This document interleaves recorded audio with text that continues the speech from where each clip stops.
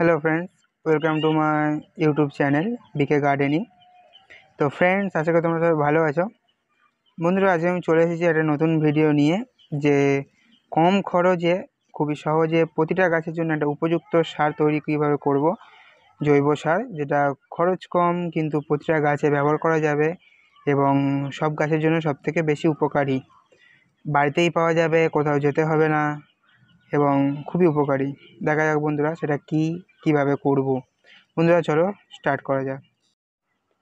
বন্ধুরা, তো এটা কি দেখে কেউ কিছু বুঝতে পারছো এটা আদৌ কি জিনিস?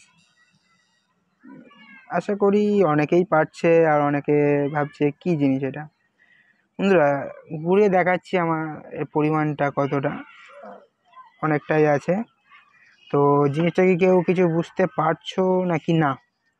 অনেকেই পারছে, যারা যারা বুঝতে পেরেছো আগে থেকে আমি বলার আগে কমেন্টে টুক করে জানিয়ে দাও কি জিনিস এটা।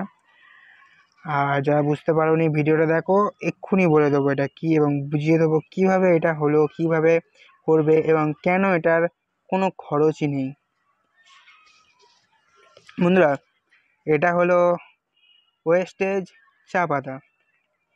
হ্যাঁ বন্ধুরা, এটা ওয়েস্টেজ চা পাতা, যেটা প্রতিটা গাছের জন্য খুবই উপকারী। মানে গাছেদের তো দিলে আর বলতে হবে না, বৃদ্ধি কেউ আটকাতেই পারবে না, এতটা ভালো জিনিস এটা। তো বন্ধুরা, এটা কিভাবে তৈরি করব সেটা নিয়ে আজকের কথা বলবো।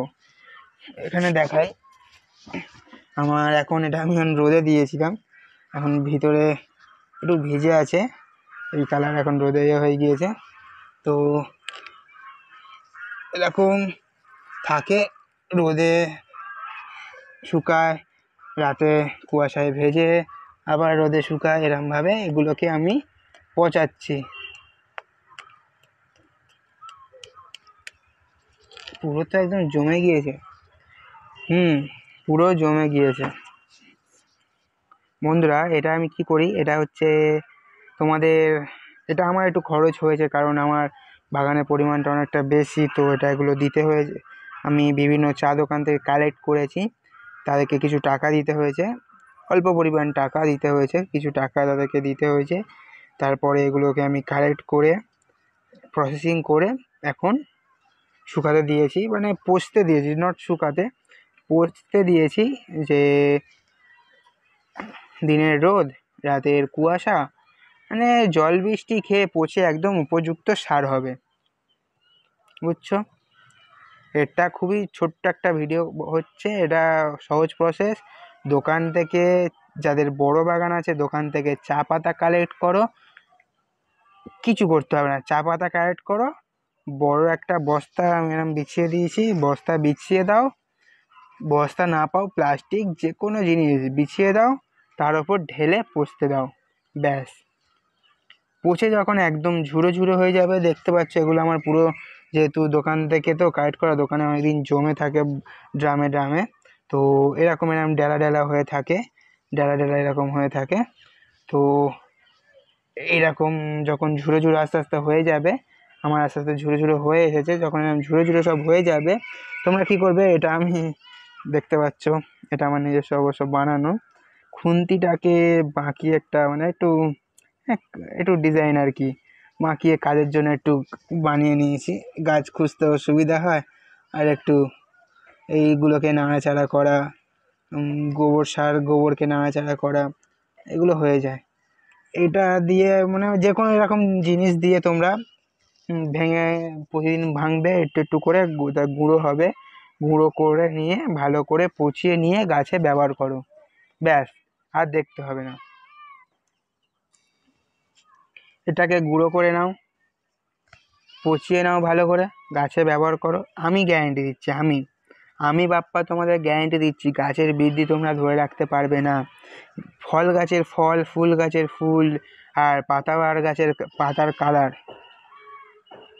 তোমরা আমাকে এইটা ব্যবহার করার পরে আমার টেলিগ্রাম গ্রুপ আছে, আমার হোয়াটসঅ্যাপ গ্রুপ আছে, সেখানে জয়েন হও, সেখানে ফটো তুলে পাঠাও, দেখবে তোমাদের কেমন হয়। এনি প্রবলেম, এনি ডিসকাশান, তোমরা আমাকে নক করো, আমার হোয়াটসঅ্যাপ গ্রুপে জয়েন্ট হও, টেলিগ্রাম গ্রুপে জয়েন্ট হও, যেখানে খুশি জয়েন্ট হও, হয়ে আমাকে ডিটেলস বলো, ডিটেলস পাঠাও, কী প্রবলেম হচ্ছে তোমাদের সেগুলো বলো, আমি তোমাদের সে হেল্প করব।